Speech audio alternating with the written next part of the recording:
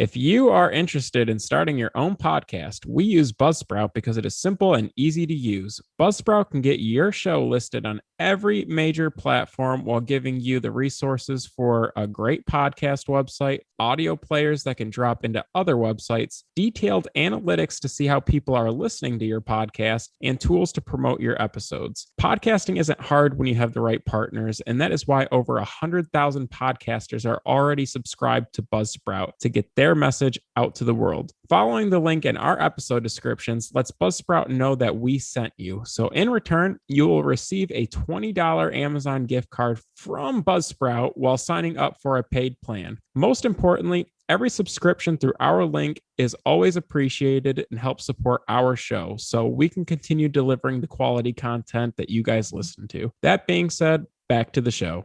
Hello and welcome to Comic Book Junkies. I'm Andrew. This is Joe. And this time we're coming at you with a recap. If you listen to our end of year recap, there were a few things that we accidentally left off or that kind of happened between the recording period and the very end of the year that we're going to kind of let you in on now. We'll look forward to our 2023 collecting goals, whether that's keys, series, whatever, whatever we're collecting, we'll let you know what the plan is for this year is. And lastly, we're going to discuss our best and worst deals. Not just investments, but a book's going for a certain price and one of us may have gotten it for less, or maybe it went for more than now it's tanking. Whatever that may be, we're going to go through a few of our best and worst deals for our collecting careers. But with that, you want to get us started, Joe? I know you got a few things that you want to recap, so fill us in, brother. More so than forgetting, it's just we record these episodes a little early sometimes, and that being said, there was about 2 weeks left in last year that I not only found a lot of other media things to be cool, but I also got another comic book before the year was over thanks to my fiance. So I guess I'll start there. I got an Animal Man Slabbed 4.0. So what is that? Strange Adventures 180. So I was very excited to get that before the end of the year, which really filled out my top 9. So you can check our Instagram there if you want to see mine and Burger's. And so, yeah, that was really cool. And yeah, I find Burger and I have been getting together more often to audit some bins, which has been a lot of fun. Hell yeah. But as far as my media interests go, right after recording that episode, I went to go see The Whale. That shit was sad, but in a good way. Happy tears. Yeah. I think so. I don't know. But it was cool seeing Brendan Fraser back at it. I know he was in the Doom Patrol, but that was cool. I don't know. I thought he did a great job. So definitely recommend watching that as far as new movies go. And then not as good, but I did see Babylon right after that as well. I went to go see that with my younger brother. Kind of like Once Upon a Time in Hollywood, but instead of a Valentine to LA in the 60s, it was more so the 20s and actors having a hard time transitioning from the silent film era. So that was a good movie. I liked it. Not a great movie, but still worth watching. Lastly, came out a long time ago, but I love Stephen King. Probably one of the best writers to ever do it, in my opinion. Comic books included. And there was a movie called Misery that came out that was really fun to watch. Had never heard of it before, but found it on one of the streaming platforms. So that was kind of cool. And then I guess the last thing I'll say is there was another TV show I came back to. I'm sure I brought it up sometime or another on the pod, but Hunter x Hunter. I think the last time I talked about it, I watched all the episodes that were out on Netflix at the time, and then they released some more episodes later, and I never got a chance to go back to it until just recently, and I binged the heck out of that. So now I'm caught up. So if any of our fans want to talk Hunter x Hunter, I might know what I'm talking about, or a little bit at least. I would say that kind of completes my 2022, and moving forward, we'll probably try to watch Batman the Animated Series in 2023. That might be a goal of mine. How about you, Burger? Anything happened before year end that we left out of that last episode? Yeah, a lot similar to you, actually. So much like you, I also received a comic book as a Christmas gift from my fiance. I've got an Amazing Spider-Man 46, came in like a 3.0 slab, and I cracked that bad boy out of there. For those of you who don't know, that's the first appearance of the Shocker, 2 in the pink, 1 in the stink. He does rule. He's kind of like Electro, but weaker and without cool powers. Maybe the concussive force, but he's shocking people. But it's a great book. It's something I needed to kind of fill out. If you've been listening, I've been trying to work out like some early Silver Age Spider-Man stuff. So I mean, got to start hitting the villains and the first appearance keys within the first 100 issues, among many others that I need. But she came through really clutch with that, and it's a very sharp copy, so I'm pumped to have it. As far as like stuff I've watched, you guys heard me before. I'm god awful at watching things. I don't know what it is about me, but I did mention that I'm into JoJo's Bizarre Adventure several times, specifically on the recap of the year episode. At that point, I was still looking forward to the last batch dropping. If the last 12, 13 or so episodes finally did drop, and I finished those expeditiously, and the main story of that universe and basically everything that they'd been working towards since the 80s got wrapped up. So no more JoJo stuff for a long time. And as I referenced last time, unless they have a good budget or they're really smart at animating horses, it's probably going to be a while before I watch any more of that. If anyone's hip to it, part 7's just a fucking horseback ride across the country. So apparently for animators, that's hell. But, I'll be looking forward to it if and when it ever shows up. Probably have kids at that point. But regardless, I finished that. And, much like Joe said, I'm not, as far as him since he binged the hell out of it. But I've started Hunter x Hunter. And I literally said at the end of our 2022 year in review that I probably won't be watching any more anime anytime soon. And then it turns out that was a lie. And I'm really finding out things about myself lately that I thought I'd never have to face. And I might be like an anime fan to some degree. And for some of you, that's fine and you wouldn't think anything of it. But for me, it's something I've had to grapple with. But you know what? With time comes acceptance. Your secret's safe. Appreciate that. But there's a lot I'll disavow. But I'm slowly unearthing series that I, in my pretentious mind, are deeming, acceptable for me to watch and enjoy. So, Hunter x Hunter made the cut, and now similar to getting my weekly Shonen Jump 1, I've been really pondering the thought of getting a first appearance of Hunter x Hunter, the first issue of serialization, because my JoJo's kind of lonely, and I'm kind of I'm pretty gung-ho in the stuff that I like all up front. So we'll see if that pans out. But other than that, I guess it's not traditional media per se, but it was actually part of the Christmas gift in exchange for my fiance. I actually went and got cultured, saw the arts, went to a musical on Broadway in the great city of Detroit. So I went and saw Les Mis. For those of you who are theater folk, pretty solid, having not been familiar with musicals and whatnot, and that typically not being my thing. It's more so hers, and she loves it. She loves the movie, which I think has like Hugh Jackman and people in it. Loves that, like the more recent rendition. But that was pretty cool. It's not often that I go out to do something like that, and it was an experience for sure. So yeah, I mean, I'm kind of all over the place with the kind of media and the stories I've been taking in, from Hunter x Hunter to Les Mis. I can't exactly man of say culture. Yeah, dude. Mr. Worldwide. But that's kind of everything that I've had to fill you guys in on since our formal 2022 end of year. But with that, I don't think I really have any other media that I need to kind of go over. You want to kick it into next gear and start talking about books we got on the list? You've mentioned that we love to audit the bins. The books that we're looking for probably aren't in any bins. They're probably more likely on a wall somewhere, or in some guy's attic or something. But regardless, what are you looking for this year, Joe? On the DC side of things, I'm a big Batman guy, so I would love a first Silver Age Clayface this year. Also, I'm not a huge Flash guy, but after watching all that Justice League animated, I would love a Gorilla Grodd because I think he's one of the best DC villains. Lit. Something that I don't have currently that's in my range of affordability. Mm-hmm. And lastly, a Wally West Flash 110, that would be awesome as well. hopefully it's this year that those books make it into my collection. I'm always DC heavy.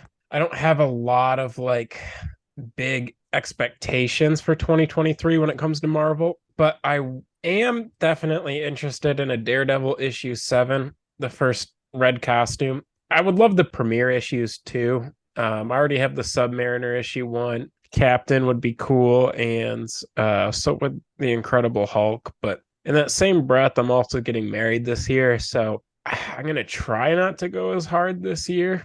I don't know if I'll hold myself to it, but the goal is to calm down a little bit. And I'll start with those 4 books, I would say. And then honorable mention, something a lot more affordable. I love Minor Keys. So I think I would like to try to get all of Crisis on Infinite Earths. I think I'd like to fill in that 12 issue run. I think I already have like 4 out of the 12 issues, anyways. So filling that out for cheap would be pretty cool. How about yourself, Burger? That's tough because I'm in the same boat as you. So we're both tying the knot this year to our respective fiancés, not to each other, guys. Don't get ahead of yourselves. The comic book, the comic book budget might be bigger if we were, but well, we don't gotta cater to those perverts. Yeah. As far as books for me, much like Joe said, it's kind of it's like a New Year's resolution every year. I'm gonna lose the weight, except I'm doing it with with not buying books, bro. I mean, I said that this year, and I went sicko mode. So where's Travis Scott when we need him? I know, but for real, I gotta batten down the hatches. I gotta buckle down. I gotta really keep the wallet on lock and key, my boy. So, I mean, I want a Savage Tales 1. Obviously, that goes against everything I just said. But if I'm getting a big tuna book, I need to do it literally within the next few weeks. That way I can just start putting money away again. But, for a bigger ticket item, like a First Man Thing is a candidate. I foolishly sold my high grade Venom, which is it's a little precursor to what we'll be discussing later. But I wouldn't mind getting another one of those in the box. Obviously, when I'm Mr. Spider-Man, I wouldn't mind a Batgirl. I wouldn't mind a Peacemaker. There's a lot of big things, but chances are I may only get one, if any, this year. If we're looking relatively smaller, you can still kind of find them affordably. I wouldn't mind a Talia al Ghul, and I still need to get a Mr. Miracle back in my box too. So I don't really have a real expectation for this year. I'm pretty willy-nilly as it is, but those are still the characters that are kind of on my overall to get list. It's going to be tough this year with my wedding, Joe's wedding, other friends having weddings. Like it's just going to be a busy year, and going to actually have to kind of chill out for a bit. But that doesn't mean we're still not going to get stuff. It just means we might not get as much stuff. Emphasis on the as, because we're probably going to get a decent amount of stuff. Let's not kid ourselves, but that's not how it's planned right now. But I kind of led into it already. I mean, we could talk about all the books we want all day. And those goals change too throughout the year. You decide like, I really need this now. Yeah, so the market priorities change, and the market, to your point, changes things. So yeah, we'll let you know. We'll keep you posted. Yeah, memory road now. We're going to go back into the past, and, we never know what the market's going to look like, obviously. If we did, we would be millionaires. But, you make good deals, you make bad deals, and you live and you learn. It's not always easy to tell in the moment if what you're doing really is the best course of action, but, you kind of got to go with your gut, and, it's not always about what you spend or how you spend it. It's about kind of what you're receiving, honestly, when you're a collector. But that doesn't change the fact that objectively you either lost your ass or you got a good deal. So with that, we're probably going to talk through, maybe a couple a piece. I don't know. We can go for forever, but we got a time limit. We've got lives. We got stuff to do. Good deals or bad deals? Where do you want to start? I like to be optimistic. Let's start with good deals. Right on. I guess I can start. So I came up with 5 good deals that I've had over my course of collecting. I'll start with my number 5.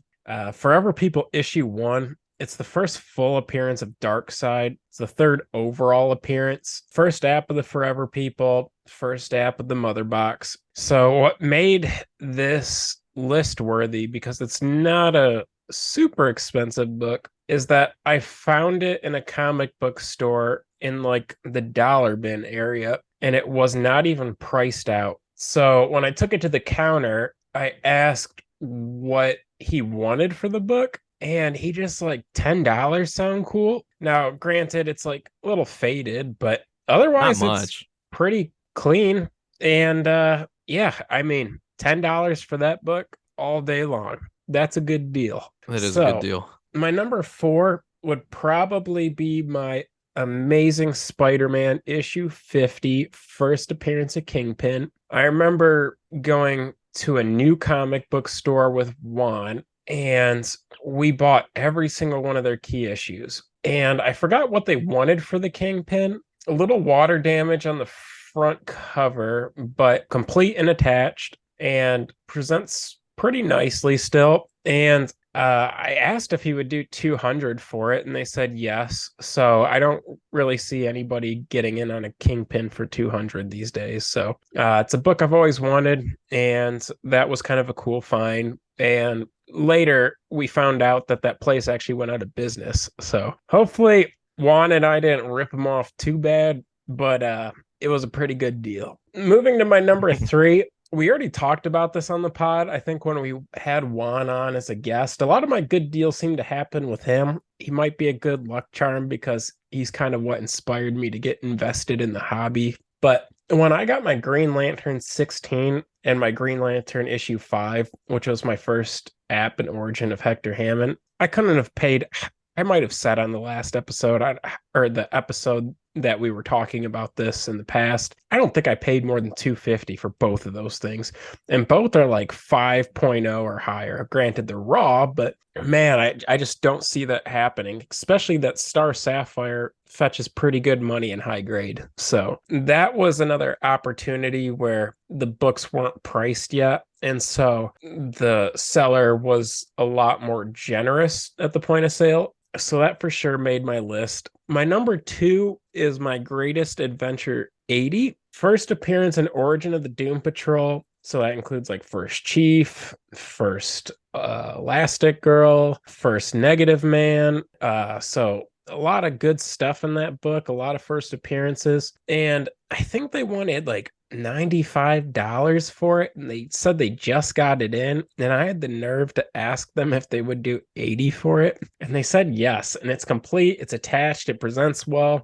I don't remember off the top of my head what I would like grade it approximately, but it's pretty clean. I don't see $80 being a price for that book out in the wild moving forward. But my overall best deal I've ever gotten on a book, it has to be my Amazing Spider-Man issue 5, the first time Doctor Doom appears outside of the Fantastic Four, even though it's like robot or whatever. That has to be like around a 5.0. And I paid $200 for it. And I was in disbelief when I bought it. I think you were actually coming over to my house and I was like meeting you back at the crib, and I was just there to pick up my pole. But the book was so fairly priced that I just was going to figure out the money situation later. I'm just like, that's a Yeah. deal of a lifetime. So that would cap my top 5 deals. Obviously, Burger, you don't need to do 5. I just kind of was just trying to think of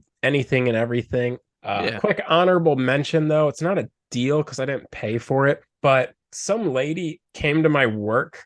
She was a customer. And okay, so let me back up. I had a customer at one of my jobs, and I was chatting with her, telling her I collect comic books. She said her husband used to collect back in the day, and she's just trying to get rid of his stuff. I didn't think she would actually give me his books, but I had the day off, and she dropped off a bunch of books for me. Didn't even know this person up until that time that we were chatting in the store, and I wasn't there to look through the books when she was there, so I had no way to like give the books back to her if I wanted to. And I found a first appearance Deadpool in that stack of free comic books and a first Apocalypse. So not a deal, more of a steal. Mm-mm.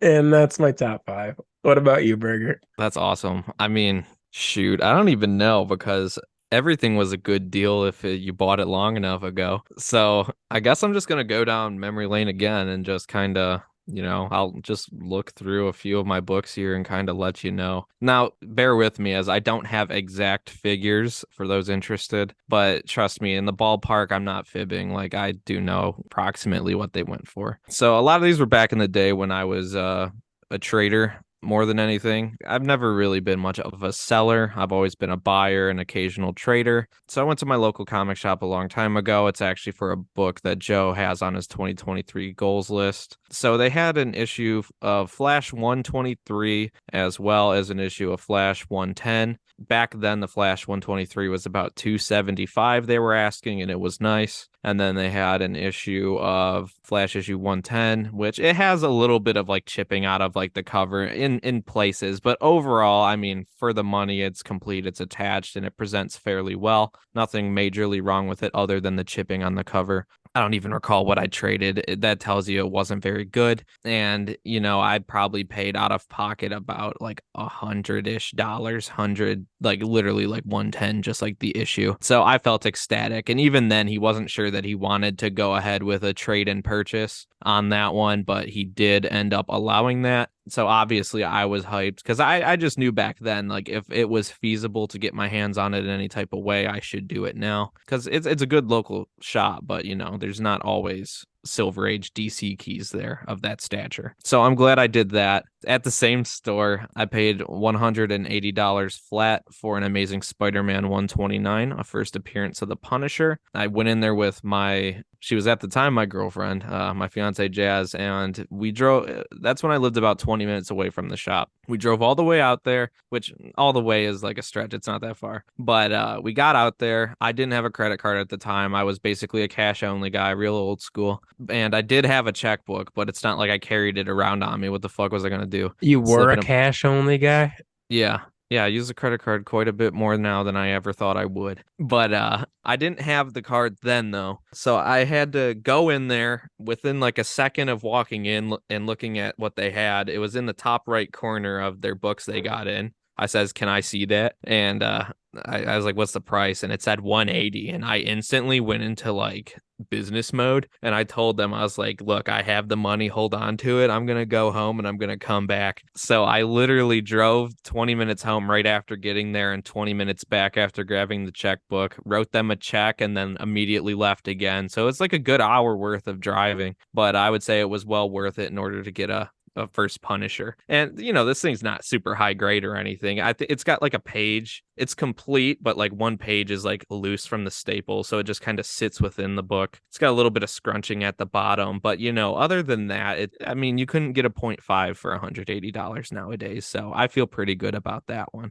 I've got two that are kind of a tandem for basically a top five. Like my 2 and 3 here are Fantastic Four issue 49 and also Fantastic Four issue 48. 49, for those of you who don't know, it is the first, cover appearance of Galactus and the Silver Surfer, basically their first full appearance of Galactus as well. This was years ago. It kind of transformed the way I collected, actually. It was an important book for me. They were asking $75, which in its own right was incredibly low and made no sense. But I didn't have money back then, and apparently the market was more forgiving, so I got it for $65. You're not going to do that ever again. Then issue 48, we went out to a store that we've mentioned many a times out in Berkeley. I just dropped where it is. So those of you who know, the guy who ran it doesn't even run it anymore. So who cares? And if he hears this, what's he going to do? Fucking fight me, bro. But I traded him a bunch of garbage and then but he accepted it willingly. And I paid $125 out of pocket for a first appearance of Galactus and the Silver Surfer issue 48. It's got like the price